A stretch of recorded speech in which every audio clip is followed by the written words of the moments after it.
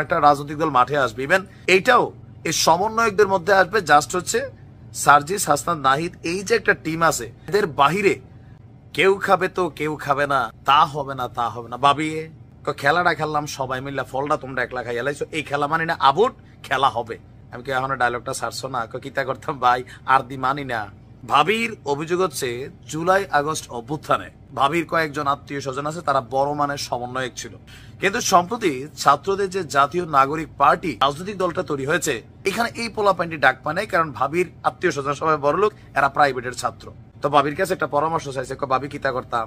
তো ভাবি চিন্তা করছে তোমরা একটা দল কইরা ফেলো, একটা না আছে মাঠে, আর একটা আসবে, খেলা হবে। দর্শক, চাঞ্চল্যকর এবং ব্রেকিং নিউজ হচ্ছে, জুলাই আগস্টের রাজনৈতিক যে প্ল্যাটফর্ম ছিল, আমরা এখন যেটা দেখছি জাতীয় নাগরিক পার্টি, ওখানে বলছিলাম আরেকটা রাজনৈতিক দল মাঠে আসবে, ইভেন এইটাও এই সমন্বয়কদের মধ্যে আসবে। জাস্ট হচ্ছে সার্জিস, হাসনাত, নাহিদ, এই যে একটা টিম আছে, এদের বাহিরে সারা বাংলাদেশে যারা জুলাই আগস্ট অভ্যুত্থানকে বাস্তবায়ন করেছে, যাদের অনেকের নাম পরিচয় আমরা চিনি না, কিন্তু তারা অনেক কষ্ট করছে মাঠে ঘাটে, ফল খাওয়ার বেলায় এরা কিছুই পায় নাই। সার্জিস, হাসনাতরা কেউ কোটি কোটি টাকার মালিক হয়েছে অনেকে বলে, আর আমার মনে এত টাকা কই থেকে পাইবো পোলাপাইন মানুষ।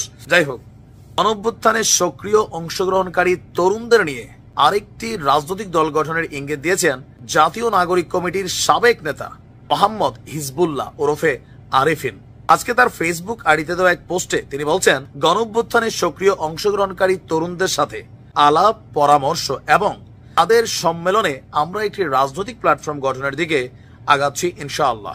বিদ্যমান রাজনৈতিক সংস্কৃতির পরিবর্তন ও ধর্মীয় বিশ্বাস, মূল্যবোধের ভিত্তিতে গঠিত এই বদ্বীপের সামাজিক চুক্তিসমূহের পুনর্বহাল হবে আমাদের রাজনৈতিক ভিত্তি। আঁকড়ে ধরেই আমরা নতুন রাজনীতি বিনিময় করব। শব্দ শুনে মনে হচ্ছে এটাও জামাতের ডি অথবা ই টিম না, এরকম শব্দ আমরা নতুন দেখছি। আর বক্তব্য যে আমাদের রাজনৈতিক সংস্কৃতিতে চাঁদাবাজি, দুর্নীতি, এগুলো পুরান কথা, পতন চান, এটাও পুরান কথা। ভারতীয় আগ্রাসন, এটা নতুন ট্রেন্ডে আছে, এটারও ব্যবহার করবেন। দুর্নীতির বিরুদ্ধে জিহাদ ঘোষণা এবং বদ্বীপের আদিবাসীদের অর্থনৈতিক আজাদি, শব্দগুলো শুনে মনে হচ্ছে কোনো না কোনো ইসলামিক ধারায় একটা গ্রুপ নতুন ভাবে এখানে আত্মপ্রকাশ করতে চাচ্ছে। কিওয়ার্ড গুলা প্রত্যেকটাই খুবই কমন পরিচিত ইসলামিক ওয়ার্ড, যেগুলো আমরা জামাতের মধ্যে এতটা দেখি না, আরো অন্যান্যদের মধ্যে কিছু আছে, দলের নাম নিলাম না। এখন কি হবে, এই দলটা যদি মাঠে আসে, এটাকে অন্যান্য যে রাজনৈতিক দলগুলো আছে, জাতীয় নাগরিক পার্টির শক্তিকে শেষ করার জন্য এদেরকে কিন্তু ব্যাকগ্রাউন্ডে সাপোর্ট করবে। ইভেন ছাত্রদের মধ্যে বিভাজন ঘটবে কোথায়, এই যে বৈষম্য বিরোধী সমন্বয়ক প্ল্যাটফর্ম এক্সিস্ট করে না, এই বক্তব্য, পাশাপাশি যারা বিভিন্ন জায়গায় কমিটিতে ঢুকতে পারে নাই, এরা সবাই ঢুকবে। কারণ কি, তুমি সমন্বয়ক, আমিও সমন্বয়ক, তোমার ডিবি হারুন পিটছে, আমার এলাকার পুলিশ পিটছে, আমি বাড়িতে ঘুমাইছি না, এটুকুই। তুমি চট করে ক্ষমতায় যাইয়া এক ইফতার পার্টিতে তোমরা 50 লাখ খরচ করো, আমরা কি 5 টাকা খরচ করার এবিলিটি নাই? আমাদেরকে চেয়ারে বসাও, আমরাও খাইতে চাই, কি পাবলিকের ভালোবাসা খাইতে চাই, অন্য কিছু ভাইবেন না। তো নতুন পার্টিকে স্বাগত। আমরা মনে করি এরকম 2, 4, 10টা সমন্বয় দল আসা দরকার, মানুষ যারে ভালোবাসে গণহারে ভোট দিবে।